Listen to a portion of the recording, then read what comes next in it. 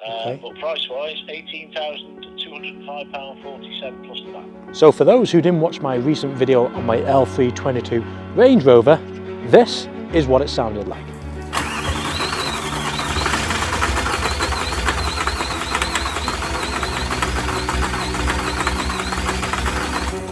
And for anyone who knows a thing or two about the 3.6 TD V8 engine, you'll know it's famous for eating one thing.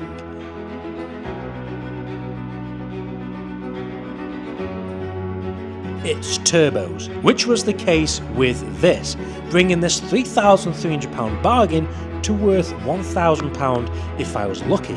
But this wasn't going to stop me from getting this beast back onto the road. So here is the victim. Looked a lot worse than what it looks like now because this was literally bathing in oil, which meant only one thing. I needed new turbos.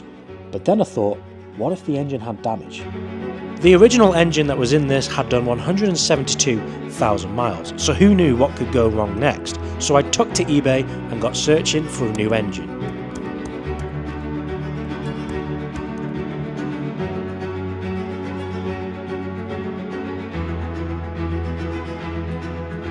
And I found this, which had done 78,000 miles and came out of an Overfinch Range Rover, but it didn't have any turbos, and this cost me £1,000. And then I had to source turbos, which then cost me £597, and I had to have all the oils to go with it. They cost me £198.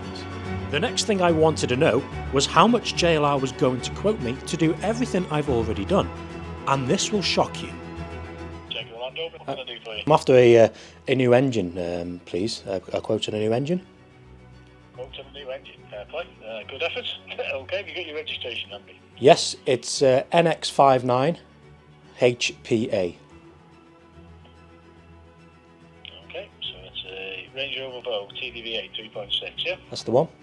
They don't do a reman one, but they list a new one. But let me just check if there's any availability on it before they scare you with the price.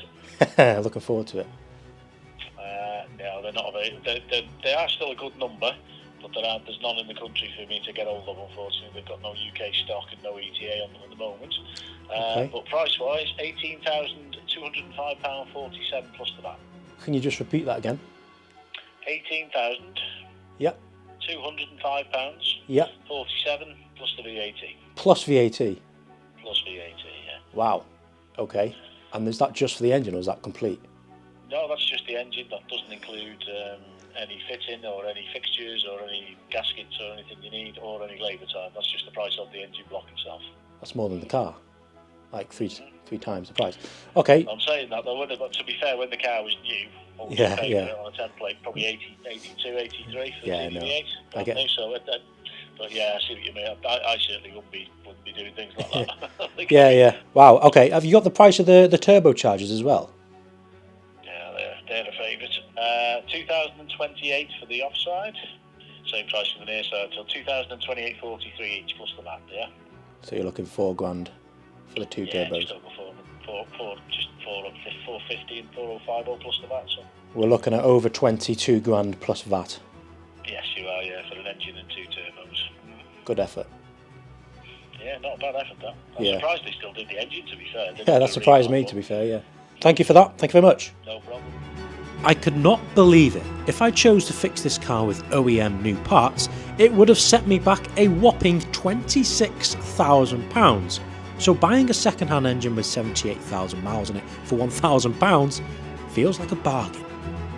So there was no way I was paying £26,000 just to fix this £3,300 bargain. But with a bit of research, it just shows that these cars aren't as expensive as you might think. And once I got all these, I just needed to find someone to fit it. And for any mechanic, this is not an easy job.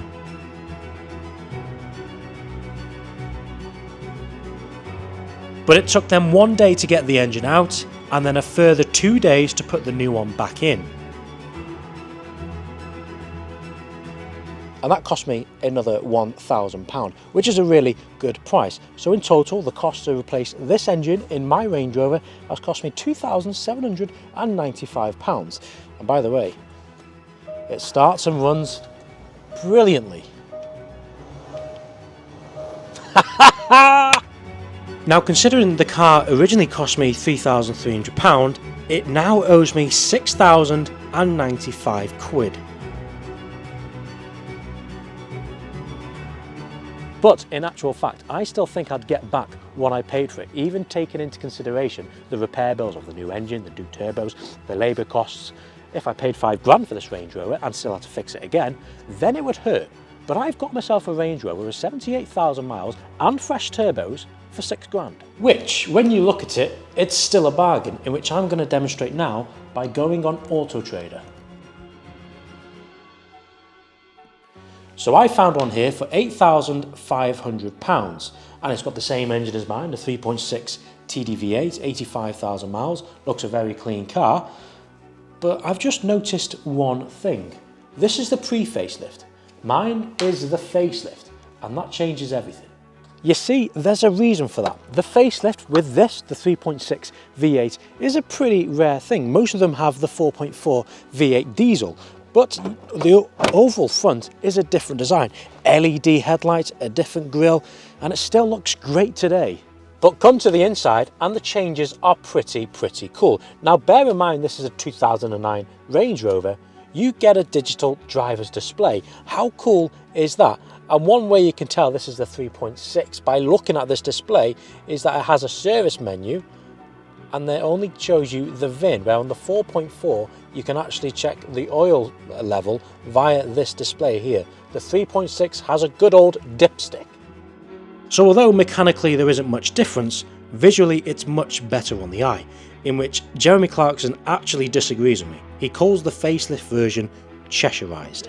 Yeah. Because when they put the chintzy grille on it, Cheshireized it. Yeah. And when I say changes everything, there definitely is a price difference between the pre-facelift and the facelift. And the facelift happened in 2009, so if we just put the filter in from 2009 to 2012, and then if we narrow it down to the engine size for the 3.6, there's only 12 cars for sale on Auto Trader. And there you go, straight away, there's a massive price difference. Now I know I'm not going to get back £8,500, but there you go, £8,500, the same price as the old one for one that's done 120,000. Now I know my engine's only done 78,000, but the car has technically done 172, and I get that at all. You know, the gearbox has done more than that. But straight away, I'm struggling to find one for less than 100,000 miles. Here we go, 79,000 miles, and there's one here for £10,000. And I understand that's had two owners, and well, it's black, it looks great. I'm really confident to say that I might even make money. So what's the reliability like since it's had its new engine?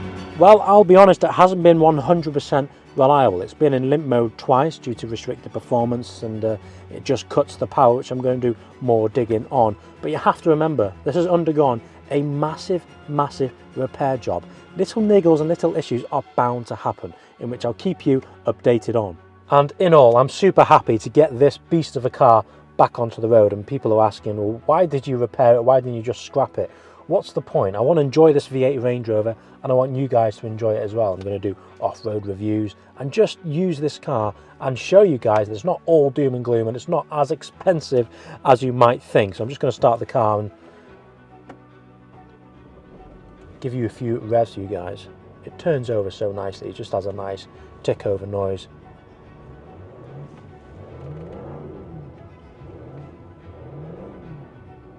You cannot beat the sound of a V8, and for a diesel it sounds good.